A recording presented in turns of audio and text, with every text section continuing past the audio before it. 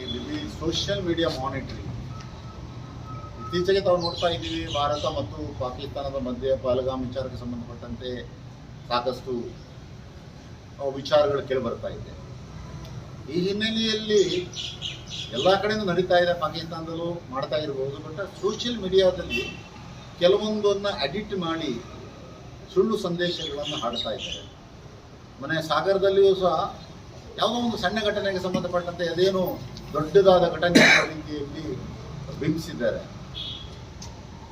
ಯಾವುದೇ social ಮೀಡಿಯಾವನ್ನು handle ಮಾಡ್ತಾ ಇರುವವರು, ಗ್ರೂಪ್ ಅಡ್ಮಿನ್ ಇರ್ಬೋದು ವಾಟ್ಸಪ್ದಲ್ಲಿ, ಈ ರೀತಿ ಸುಳ್ಳು ಸಂದೇಶಗಳನ್ನು ಹರಡಿ ಆ ಸುಳ್ಳು ಸಂದೇಶದಿಂದ ಯಾವುದೇ ರೀತಿಯಾದಂಥ ಅಪರಾಧ ಆಯಿತು ಅಥವಾ ಯಾರಾದರೂ ದುಷ್ಪ್ರಯೋಜನ ಒಳಗಾಗಿ ಏನಾದರೂ ಅಪರಾಧ ಆಯ್ತು ಅಂತಂದರೆ ನಾವು ಸಹ ನಿರ್ದಾಕ್ಷಿಣ್ಯವಾಗಿ ಆ ಸೋಷಿಯಲ್ ಮೀಡಿಯಾದ ಅಡ್ಮಿನ್ ಅನ್ನು ಸಹ ಇಲ್ಲಿ ಫಿಕ್ಸ್ ಮಾಡ್ತೀವಿ. ಕಳಿಸೋರು ಒಬ್ಬರೇ ಅಲ್ಲ.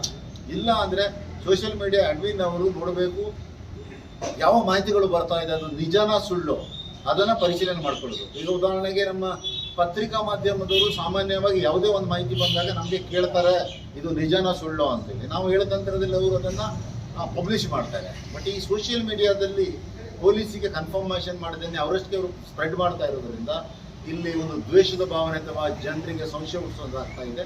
ಈ ಕುರಿತಾಗಿ ನಾವು ಈಗಾಗಲೇ ಸೋಷಿಯಲ್ ಮೀಡಿಯಾ ಮಾನಿಟರ್ ಮಾಡ್ತಾ ಕಳೆದ 1 ತಿಂಗಳಿನಲ್ಲಿ ನಮ್ಮ ದೇಶದ ನಾಯಕರು, ರಾಜ್ಯದ ನಾಯಕರ ಬಗ್ಗೆ ಏನಾದ್ರು ಮಾತಾಡೋದ್ರ ಬಗ್ಗೆ ಈಗಾಗಲೇ ಪ್ರಕರಣ ದಾಖಲಿಸಿದ್ದೀವಿ.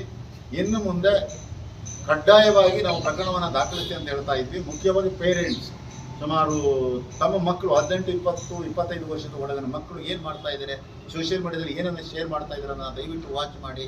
ಒಮ್ಮೆ ಕೇಸ್ ಆಯ್ತು ಅಂತ ಹೇಳಿದ್ರೆ ನಾಳೆ ಅವ್ರದ್ದು ಪಾಸ್ಪೋರ್ಟಿಂದ ಹಿಡಿದು ಪ್ರತಿಯೊಂದು ಅವರ ಇದಕ್ಕೂ ಪ್ರಾಬ್ಲಮ್ ಆಗ್ತದೆ.